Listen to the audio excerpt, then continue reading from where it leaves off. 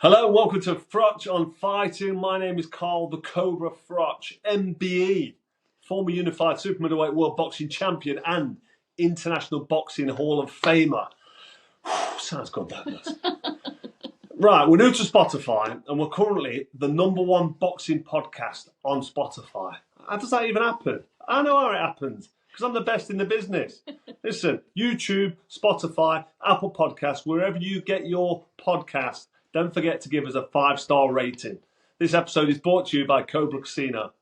So it's still a big news, it's a big talking point. Anthony Joshua took an absolute shellacking, is that even a word, in the hands of Daniel Dubois. Daniel Dubois literally just stuck it on him from round 1 and then finished him off in round 5. We'll probably talk about that in a minute, but it's looking likely that the next fight these two guys have will be against each other. It's not been confirmed yet, but all roads lead to an immediate rematch. This is what they're talking about. Frank Warren, Eddie Hearn, I think Turki Al Sheikh, the guy with the old, you know what he says goes. We've all seen it, haven't we? So it's looking like the immediate rematch for these two may be happening around February time. So Daniel Dubois' promoter, Old Bricktop, has said he wants the rematch for Daniel Dubois. He told TNT, I'm not against that fight at all. The fight is there. If they want it, they've got it. I'll have it in a heartbeat. His next fight will be in February, and that's when he'll fight. So we'll work out who that's going to be in the next 2 or 3 weeks.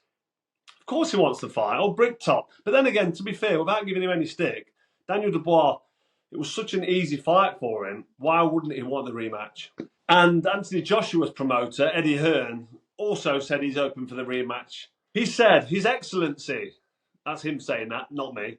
His Excellency wants the rematch. AJ will always want the rematch. Daniel wants the rematch too. It's the biggest fight for him, and they'll fancy it. All three of them met up for a picture, so we know they've had a meeting about it. They're talking about it, so it's looking likely that this is probably going to happen. So, do I think the rematch is a good idea? The answer to that is no, not for Anthony Joshua. For Daniel Dubois, the rematch is fantastic. He's gone in there and he was dominating behind the jab straight away. He landed that right hand at the end of round 1 and put AJ on shaky legs instantly. And then for the rest of the fight, he didn't really get clipped. He got touched in round 5. And a lot of people are making this big deal about Anthony Joshua catching Dubois with a right hand.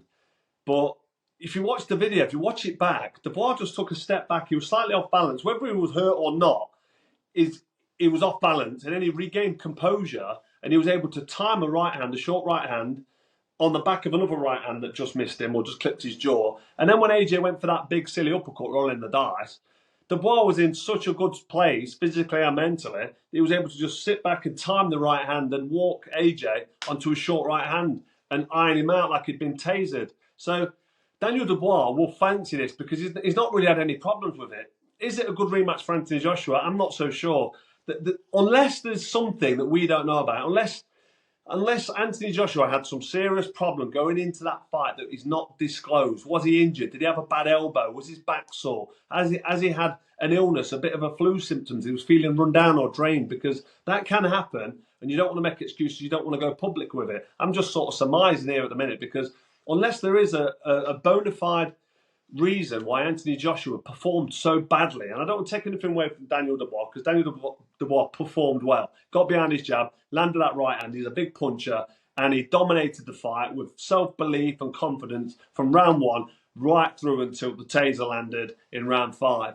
But Anthony Joshua just wasn't in the fight. He struggled from round 1. He looked nervous for a start. He never got into it, and he never really recovered from that. So maybe he's thinking to himself, I got clipped at the end of round 1. I went down, stupid shot, shouldn't have got hit with it. And that might be the reason he's thinking, no, if I don't get caught, I'll be okay for a few rounds. But to be honest, I don't want this to be a beat-up Anthony Joshua session, but he looks like his punch resistance has gone. Every time he gets clipped now on the chin, back in the day when he was fighting Dillian Whyte and when he was on the floor to Vladimir Klitschko, he could climb off the floor and then recover. It might take him a round or 2 to recover, but he recovered and finished strong. And he was one of the best finishers in the business in the heavyweight division, in my opinion. Good offensive, good work rate. Put 5 or 6 punch combinations together. You don't see many heavyweights doing that. But that seems to have gone. So I don't know where he's going to be getting his confidence from for an immediate rematch. I'm just not sure at all. Does AJ actually deserve the rematch then? Well, that begs the question as well. I mean, he's not a world champion. Obviously, he was trying to be a 3-time world champion there. Daniel Dubois now, you can say, is a justifiable IBF world champion, heavyweight champion. He was gifted the belt. I called it a paper title, but I did say if he beats AJ, who's a 2-time world champ, then really he deserves his credit, doesn't he? He deserves his flowers. And we've given them. Daniel Dubois, fair play on a brilliant performance, ironing out AJ. Who should he fight next? I mean, it's the money fight fighting AJ next, but does AJ deserve to be jumping straight back in there with an immediate rematch? I don't know if there's a clause. I think Frank Warren said there's a rematch clause. Correct me if I'm wrong. Eddie Hearn said there was. It Eddie Hearn that said there was, and Frank Warren said there wasn't. Whichever it is, it's not clear as to whether or not there was a rematch clause in this contract. Dubois is going to fancy it, but does AJ deserve it? I think there's other people in line that actually deserve a fight for the IBF world title. Joseph Parker, Zhilei Zhang, just to be a couple of them. There's a couple of heavyweights hanging around as well that deserve it. So let me know what you think in the comments. Who should Daniel Dubois fight next? And do you want to see immediate rematch? So actually, it's all right Eddie Hearn saying we want the immediate rematch. I feel it's a little bit like the lamb to the slaughter. I mean, why? I don't know why you do that to Anthony Joshua at this stage of his career. If I'm Anthony Joshua, and knowing Anthony Joshua how I know him, I knew he loved the sport back in the day. He became Olympic champion. He only started boxing when he was 18. He came through the amateurs. Robert McCracken did such a good job with him, guided him to that Olympic championship level, then turned pro with him and guided him to, I know he got a gift with Charles Martin, but then he sort of showed what he had against Klitschko, albeit an old man on the sofa for 18 months. We know about all that, but he's a world champion. Bona fide world champion. He climbed off the canvas in that fight and he showed some balls in that fight, showed some grit and determination. And then after that, all the wins. You've seen his career, Dillian White, Parker, Carlos Takam, them sort of fights, they're hard fights, grueling fights where he's getting punched with shots, Pulev, Povetkin. We've been impressed. All right, it's not a great lineup of fighters in their peak and their prime. A lot of these are old men, and it sounds like I'm digging him out, but he can only beat who's in front of him. And he's had a great career. But now Anthony Joshua got them silk pajamas. How much does he want it? How much does he really want to jump in with an immediate rematch with someone who's just absolutely flattened him? He wasn't in the fight. This immediate rematch for me, for Anthony Joshua, is such a bad idea. But he can't really sit back and fight. He probably don't want to go down to a Dillian White or a Chisora who's happy to get ironed out by anyone, and he's happy to just get paid and get beat up. Bad for his health, obviously. And then you've got Bacoli.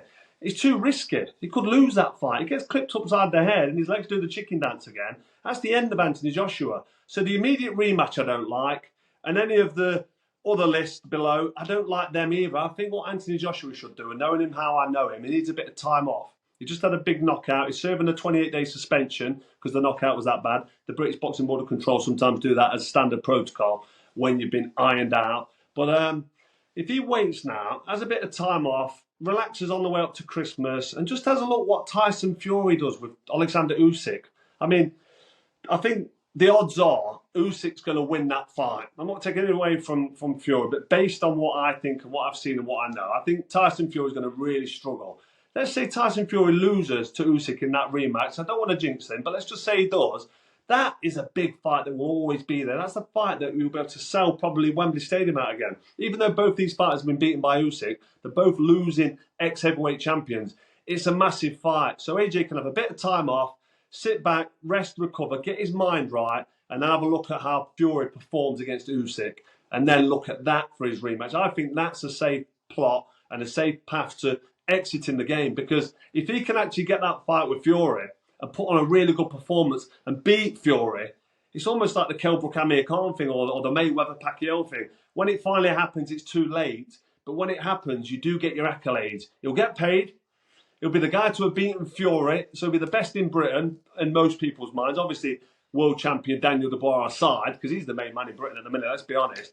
But I think that is the path that I will be looking for Anthony Joshua. But I'm a guy looking at him from an outside, thinking, if I want to look after Anthony Joshua, if I want the best for him, what am I going to do? And that's what I would be doing. So maybe, well, I don't want to say nobody's looking out for him and nobody's looking out for his health, but I think he needs to take this into his own decision, into his own hands, and say, right, this is what I want to do next. I want a bit of time off, and then maybe look to fight Fury, because that's always going to be a big fight. And I say always going to be a big fight. I don't think it's a big fight if he gets flattened again by Daniel Dubois. I think that will be the end of AJ. and then he's got to retire on the back of another bad knockout. Losing twice to the same guy by knockout, if that happened again in the rematch, that's one bad way to exit boxing, and I don't think that'll sit right with him for the rest of his life. So, moving away from AJ Dubois, imagine AJ comes back for the immediate rematch and puts an absolute whooping up Dubois. That'd be some comeback, wouldn't it? Massive risk though, very, very risky. Anyway, moving on from that, Bricktop, my old mate Frank Warren, just in case you didn't know the old AKA Bricktop, I'm sure you all do now. You know what I'm talking about. He's had a little bit of a whinge and a moan about the Cobra mentioning the Saudi national anthem being played at the National Stadium in the UK when there's two British fighters in the ring. I just pointed out there was no need for it. And 99.9% of people agree with me. But old Bricktop had something to say about it, had a little whinge and a moan and saying, oh, Froch is miserable, what's he got to do with him?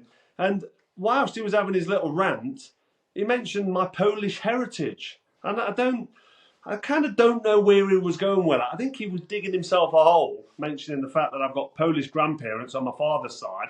And then sort of shut his trap, which he needs to do. Close it, Bricktop. Don't talk about my Polish heritage unless you've got something constructive to say. So anyway, he's dug a hole.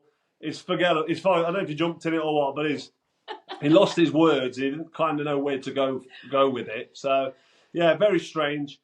But yeah, what we're going to do with him? What we're going to do with old Bricktop? Just calm it down, man. Take a deep breath. That blood pressure's going to explode, man. Don't want to see that, do I? So that's it for another episode of Froch on Fighting. There's not really that much more to report, but I just thought I'd get my face in front of the camera. I know you was looking forward to getting Rachel in this one. Actually, Rachel aside, Better Bivol, that's happening 12th of October. That is a fight I'm looking forward to. I might be doing a Froch along for that one. So let me know if you want to see the Froch along. I'll probably do it anyway, regardless of what you say. But let me know if you want to see me and come and join me for that one. We're getting Rachel in. Thanks for the questions. You've sent the questions in. We did that now. It's a Q&A. But Rachel has... there's been a big fight. We've had AJ getting shralloced. We've had a couple of response for that. We've had what's his name? Eubank Jr. giving all the promoters stick. So we enjoyed that one as well. So it's been a busy week. But Rach, do you want to fancy getting in front of the camera now and say goodbye? Not now, no. I just come from the gym. So? Come on, get on with it. I'm going to say goodbye to the fans. She's not. She's come from the gym. Little hair's up in a bun.